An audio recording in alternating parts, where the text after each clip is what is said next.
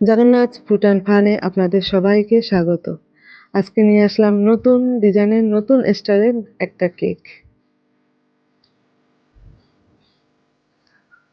এর জন্য লাগবে আমি হাফ কাপ আটা নিলাম আর হাফ কাপ সুজি মিক্সচার করে নিলাম একটু ভেঙে, আর হাফ কাপ ময়দা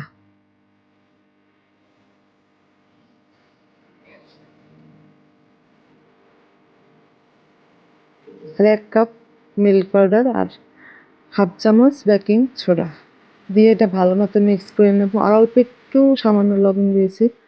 ভালো মতো মিক্স করে নেব। এবার মিক্স করে কুসুম গরম দুধ দিয়ে মেখে নেব।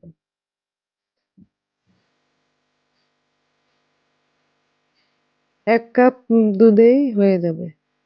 যে কাপটা মেপে আমি নিয়েছি ১ কাপ দুধেই হয়ে যাবে। আর চিনির যে পাউডার দিয়েছি, হাফ কাপ চিনির পাউডার দিয়েছি, ওটা আমার বলতে ভুল হয়ে গেছে। ওই চিনির পাউডারটা মানে গলে যাবে। এইভাবে ব্যাটারটা বানিয়ে নিতে হবে। বানিয়ে আমি আধা ঘন্টার জন্য রেস্টে রেখে দিলাম। এবার আমি ভ্যানিলা এসেন্স দিয়ে দিলাম। আপনারা চকলেট পাউডারও দিতে পারেন। ভ্যানিলা এসেন্সটা দিলে স্মেলটা খুব সুন্দর আসে, এই জন্য। একদম তেল, ঘি, বাটার ছাড়াই আমি বানাবো। তেলটা দিয়ে ভালো মতো টিস্যু দিয়ে তেলটা মুছে নিলাম। একদম লো আঁচে ২ মিনিট লাগবে। লো আঁচে বানাতে হবে। হাই আঁচ দিলে কিন্তু পুড়ে যাবে, সিদ্ধ হবে না ভালো মতো। আমি একবার ঢাকনা উঁচু করে দেখে নিলাম কিরকম হয়েছে কিনা। একদম দেখুন কি সুন্দর হয়ে গেছে।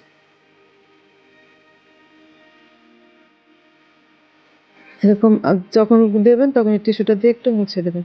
এটা আপনারা বাচ্চাদের টিফিনে বা বড়দের টিফিনে কেউ গেস্ট আসলো হঠাৎ করে, এটা আপনারা বানিয়ে দিতে পারেন। খুব টেস্টফুল, অয়েল ফ্রি, ঘি বাটার কোনো কিছু নেই, খুব সুন্দর।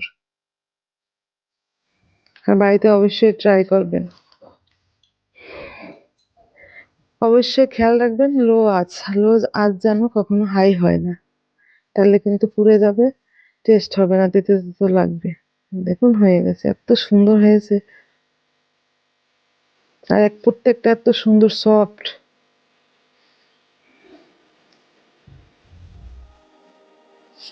এবার আমরা একটা বাটিতে চিনির পাউডার নিয়ে নিলাম ২ চামচ, আর কোকো পাউডার নিয়ে নিলাম ২-৩ চামচ। আর কোকো পাউডারের মধ্যে আমি মিল্ক পাউডার মিশিয়ে নিয়েছিলাম। দিলে এটা সুন্দর ক্রিম ক্রিম ঘ্রাণ আসবে। এটা বেশ সুন্দর লাগিয়ে দেব।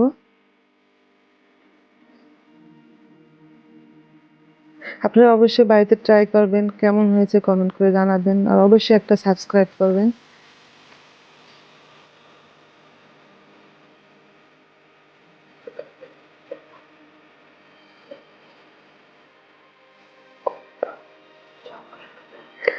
আপনারা কোকো পাউডার ছাড়া চকলেটে মেল্ট করে লাগিয়ে দিতে পারেন। দেখুন কি সুন্দর হয়েছে, আর অনেকগুলো হয়েছে।